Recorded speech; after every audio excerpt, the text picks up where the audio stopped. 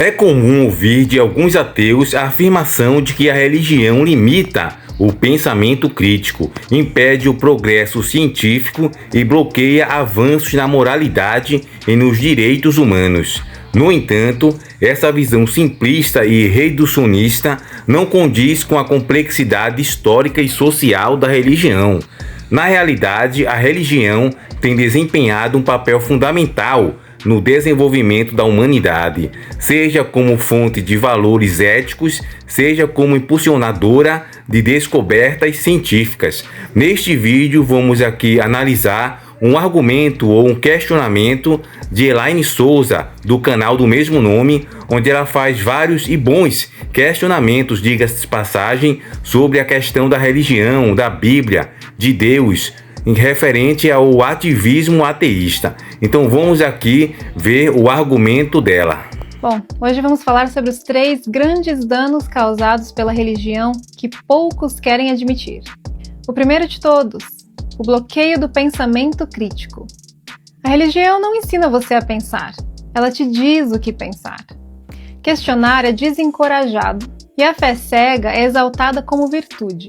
Isso impede a curiosidade e o desenvolvimento do pensamento crítico, atrasando avanços na ciência, nos direitos humanos e na moralidade.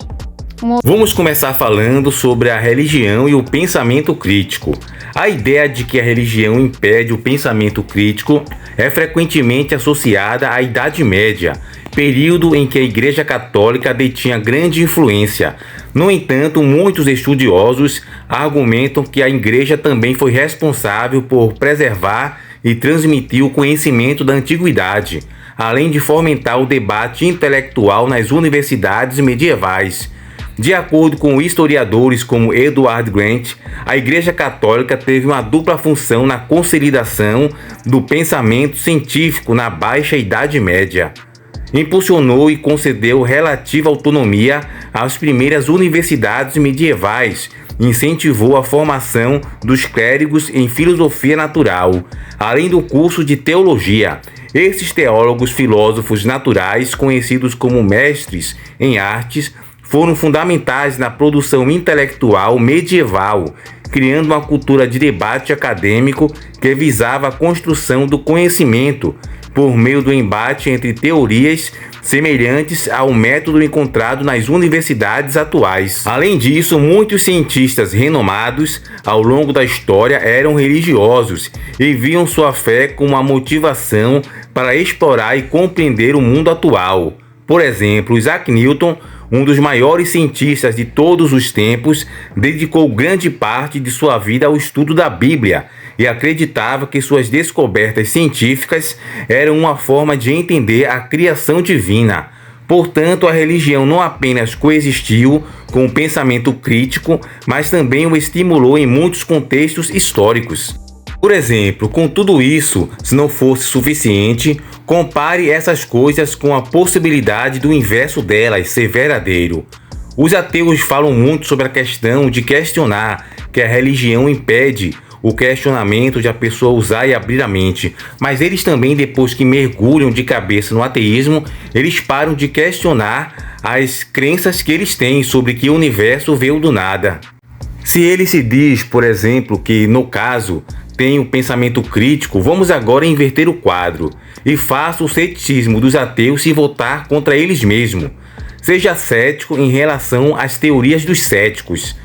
Este é o maior problema dos ateus ativistas. Eles não são suficientemente céticos, eles são demasiadamente céticos em relação às crenças cristãs, porém nem um pouco céticos em relação às suas próprias crenças. Quem em sã consciência ou em juízo perfeito, sem nenhuma influência externa ou pressupostos, iria realmente acreditar que todo o universo ou qualquer coisa que seja foi criada do nada? Quem honestamente falando iria pensar que era uma vez um nada e de repente, bang, uma matéria surgiu? Ninguém. Se isso já é ridículo pensando no senso comum de nada, espaço vazio, imagine então com aquilo que realmente a ciência entende por nada. Sem tempo, sem espaço, sem matéria. Crer que o universo surgiu disso é realmente um delírio. Ou então pense no argumento teleológico, que a gente já fez vídeos aqui no canal. Mais uma vez, com tantas constantes antrópicas, vimos em alguns vídeos que o universo foi um projeto. Qual é a chance matemática de tudo ter sido fruto do acaso ou de muita sorte? Os ateus, no caso, eles usam o senso crítico para questionar essas crenças deles? Nós vimos que a chance é literalmente zero, ou seja, você preferir uma chance de 1 em zilhões. Mesmo assim, os ateus são céticos em relação à crença de um projetista, porém não são extremamente crédulos em relação às suas próprias crenças cegas no acaso.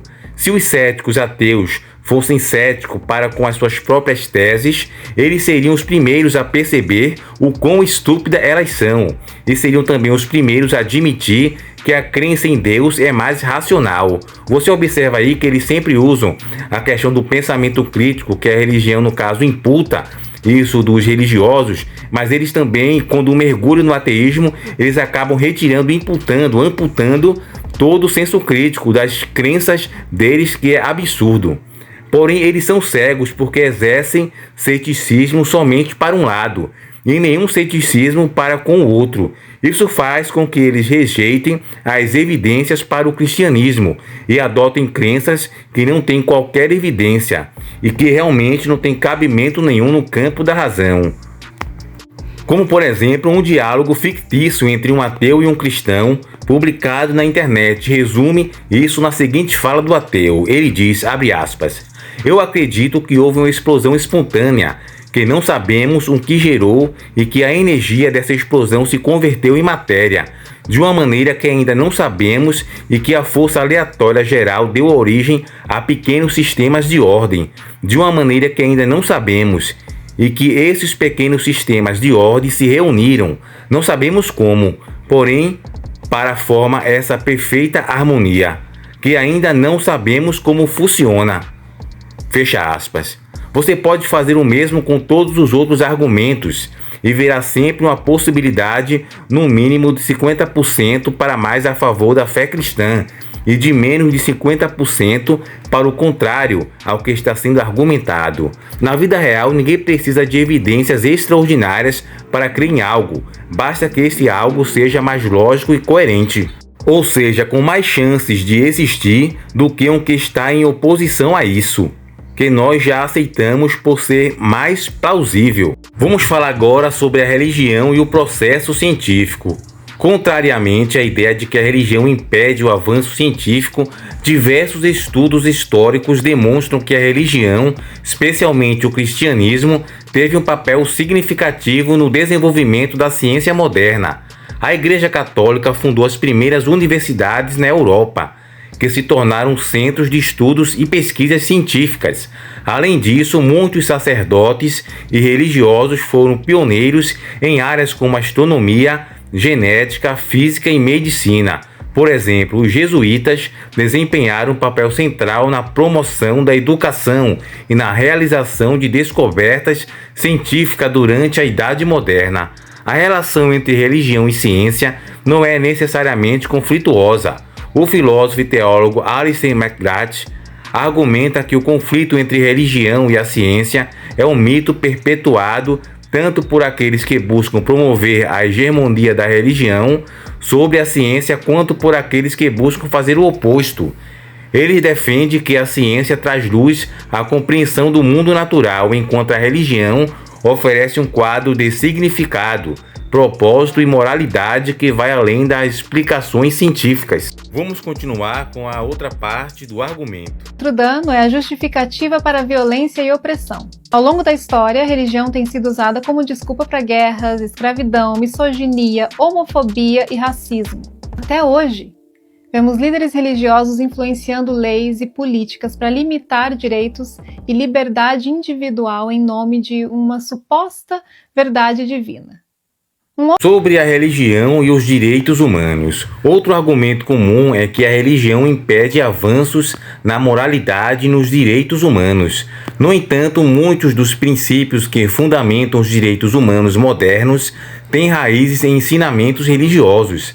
A Declaração Universal dos Direitos Humanos, adotada pela ONU em 1948, reflete muitos dos princípios defendidos historicamente pela doutrina cristã, como a defesa da vida, da dignidade de cada ser humano e a ideia de que todos são iguais perante Deus. Líderes religiosos como William Wilberforce, que lutou pela abolição do tráfico de escravos no seu escopo, e Martin Luther King Jr., que liderou o movimento pelos direitos civis nos Estados Unidos, foram inspirados por sua fé para promover justiça social e igualdade. Além disso, a legislação islâmica inicial reconhecia direitos humanos, incluindo direitos civis, políticos, sociais, econômicos e culturais. O conceito de liberdade religiosa, muitas vezes creditando aos iluministas, também foi defendido por teólogos cristãos da patrística como Tertuliano e Lactácio, que utilizaram a Bíblia como fonte para suas argumentações. Portanto, é incorreto afirmar que a religião limita o pensamento crítico, impede o progresso científico ou bloqueia avanços na moralidade e nos direitos humanos. A história demonstra que a religião tem sido uma força motriz para o desenvolvimento intelectual, científico e ético da humanidade. Em vez de ver ciência e religião como opostas, devemos reconhecê-las como complementares, cada uma contribuindo de maneira única para a compreensão do mundo e para o bem-estar da sociedade. Bom, amigos e amados irmãos, respondemos aqui essa primeira parte desse vídeo curto, que é um short. No caso, tem mais coisas que ela falou, que é o terceiro argumento sobre os males da religião. A gente vai deixar para um próximo vídeo, na segunda parte. Fiquem todos com Deus, até o próximo vídeo. Não se esqueça de se inscrever-se, deixar o like e o comentário, pois é muito importante para o engajamento deste vídeo. Então agora fiquem todos com Deus e até o próximo vídeo.